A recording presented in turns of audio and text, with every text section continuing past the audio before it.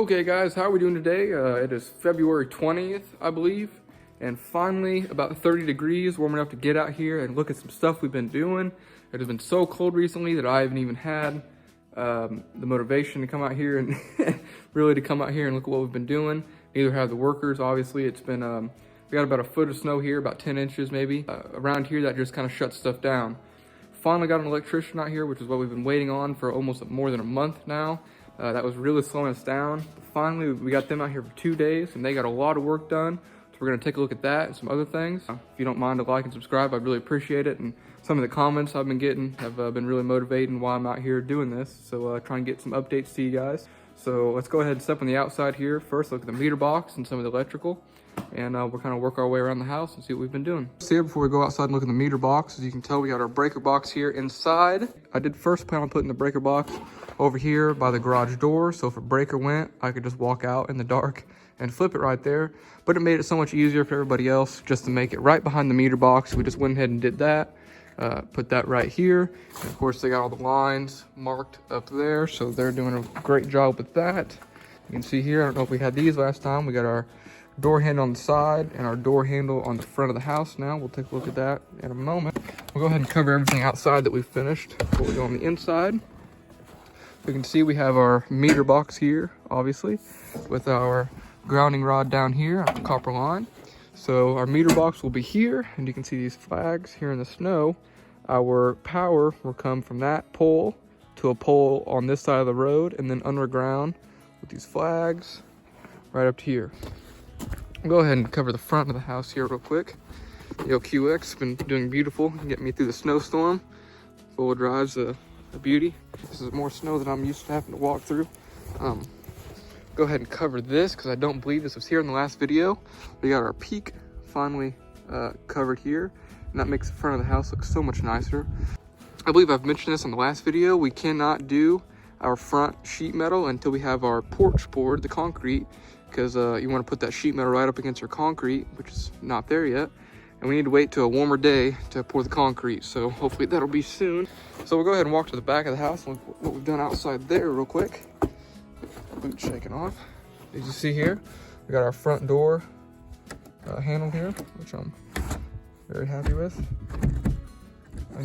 I kind of wanted to go for that style of handle. I've always liked those, So we'll go ahead and walk through the mess of the house right now with everything going on.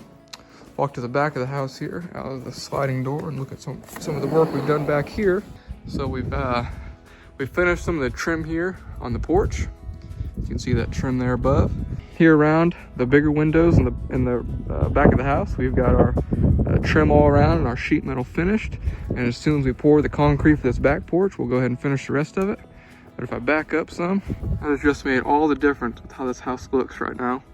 And I cannot wait to get our concrete poured and finish this back porch. I think the colors match really nice. Back inside out of the wind here. There's our door. Let's go back, head over here to the garage and look at some of the electrical we've done. So the heating and cooling guys have worked a little bit, but of course it's been a little cold the last couple of days to do any more. So they've got to this point. Actually, this is our trunk line here, which we're gonna have a good bit of trunk line running from our furnace in this corner here, down to the opposite end of the house, the master bedroom and whatnot. So we're actually running a little bit more trunk line than you usually want to. You usually want to run an average of 40 to 30 foot of trunk line. We're actually running 70 foot. So they're insulating it as well as they can. And they actually put it together and sealed it here on site. So here's our trunk line for our furnace, like I said, that'll run to the opposite end of the house. And we also got our thermostat wire ran. They also got our vents all boxed up. We'll look at those here in just a moment. As you can see, the electrician's been trying to keep track of all the wires he's been running. Of course, here will be our garage light. Here in the county that we're in, depending on the length of the wall, there needs to be at least 2 outlets on it. So that's what we've done in most spots. Of course, we have our 2 outlets for the washer and dryer. Have our outlet for pressure tank or water heater in the pressure tank, right there in that corner. Of course, our water line comes in right there. Another garage light, of course. Walking here to the kitchen. The one place they haven't got finished with their outlets are around the cabinet area here. We do have our cabinets ordered, and they do know the measurements to go ahead and finish that. Now, in our original plan, we'd only plan on using 15 can lights. They have 15 can lights installed now, and we've kind of realized that we're gonna have to use more than that. So we have 3 can lights here in the hallway. These are the style of can lights we're using here. If you guys have ever used them before. They look to be pretty high quality, so I'm pretty happy with those. And then I would assume here are our can light covers. I would assume, maybe this is the can light itself, I'm not sure. So we have 3 can lights here in this hallway, right into the kitchen. We have 4 in our spare bedroom here, as well as 4 in our living room with the wire hanging down for the ceiling fan. And as I said earlier, here's our thermostat wire for our furnace and AC unit. It does run back to that corner over there, of course. That's where our vent will be here in the living room. I kind of wanted to get it out of the way of the TV and the couch and whatnot. So here in this corner, I think will be very nice. So if we walk back here into the master bedroom, we have 4 can lights in here, of course, and another wire for our ceiling fan. The reason we're running ceiling fans, like I said, here's another ductwork vent right here for hot air to come in. And of course, hot air rises. So if we get us a ceiling fan that we can use to blow the hot air down, I think that'll help us very much with our heating.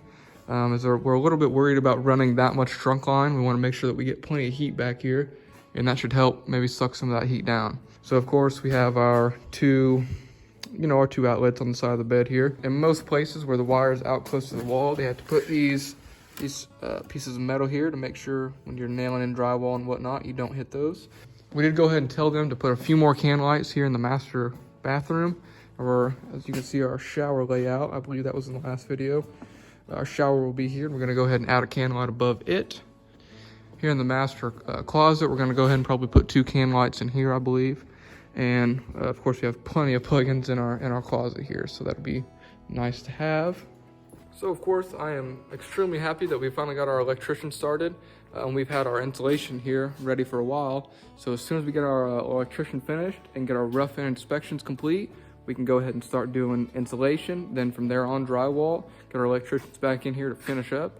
Of course, we have a long way to go and the weather is not really cooperating, but that's just part of building the house, you know. However long you think it's gonna take to build a house, add 2 times as much time. So just something I'm trying to be patient with and remember when doing this, that it's gonna take longer than you expect. At the beginning of this, I was hoping for early spring.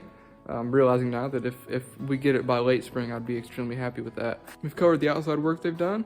We've covered most of the inside electrical work, I believe, and some of our heating and cooling stuff. I really appreciate all the comments that have been left and the support I've been getting. It kind of gives you the motivation to come back out here and make some videos. So I really appreciate that. And if you don't mind, to go ahead and leave a comment and subscribe and leave a like, I'd really appreciate it. And I'll try and get as much of these updates out here as I can for you.